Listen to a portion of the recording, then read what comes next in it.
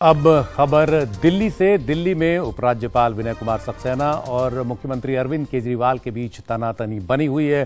खासतौर पर एमसीडी के चुनावों के बाद ये तनातनी और तेज हो गई है। मेयर और डिप्टी मेयर के चुनाव से पहले जिस तरह का हंगामा एमसीडी के सदन में हुआ, उससे और भी ज्यादा मामला गर्मा गया। इस बीच दिल्ली के उपराज्यपाल ने आज मुख्यमंत्री अरविंद केजरीवाल को एक चिट्ठी लिखी और उनसे कहा कि हमारे और आपके बीच में जो बातचीत हर महीने होती थी वो अक्टूबर से रुकी हुई है। आपने चुनाव में व्यस्त होने की वजह से उन बैठकों में आने से इनकार किया था और अब जो है आपको एक बार फिर चुनाव से जो व्यस्तता है वो अब खत्म हो गई है। आप एक बार फिर इस बैठक में आइए, क्योंकि दिल्ली की बेहतर गवर्नेंस के लिए जरूरी है कि इस तरह की बैठकों में एक दूसरे से मिला जाए और दिल्ली के जो संकट हैं उन पर आपस में बातचीत की जाए, मिलकर कोई आगे समाधान निकाला जाए ताकि दिल्ली के लोगों को बेहतर सुविधाएं मिल सकें।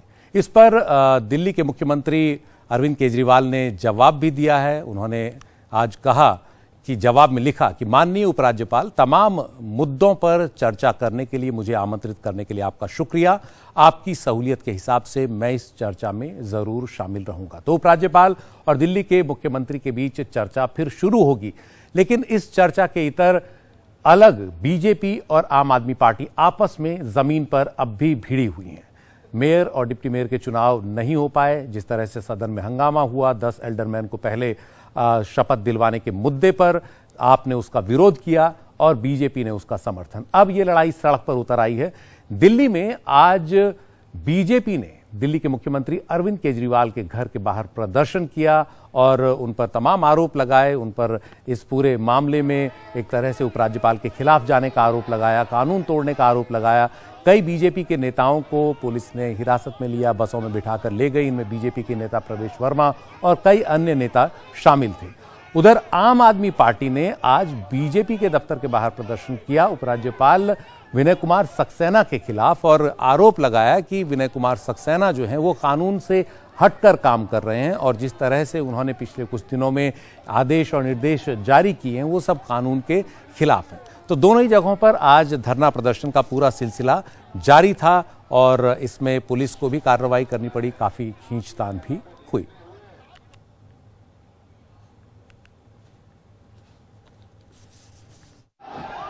दिल्ली की सत्ताधारी आम आदमी पार्टी, केंद्र की सत्ताधारी भारतीय जनता पार्टी, दोनों एक दूसरे के खिलाफ सड़क पर।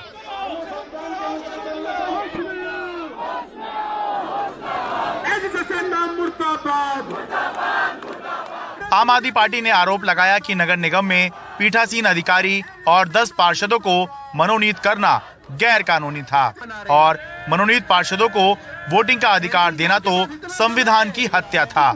इसको लेकर आम आदमी पार्टी ने बीजेपी मुख्यालय पर विरोध प्रदर्शन किया। गुंडागर्दी करके और बेईमानी करके भारतीय जनता पार्टी एमसीडी पे कब्जा करना चाहती है। दिल्ली के लोगों ने मैंडेट आम आदमी पार्टी को दिया है।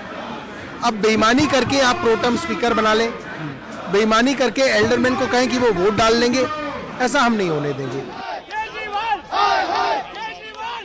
बीजेपी ने भी दिल्ली के मुख्यमंत्री अरविंद केजरीवाल के घर पर विरोध प्रदर्शन किया।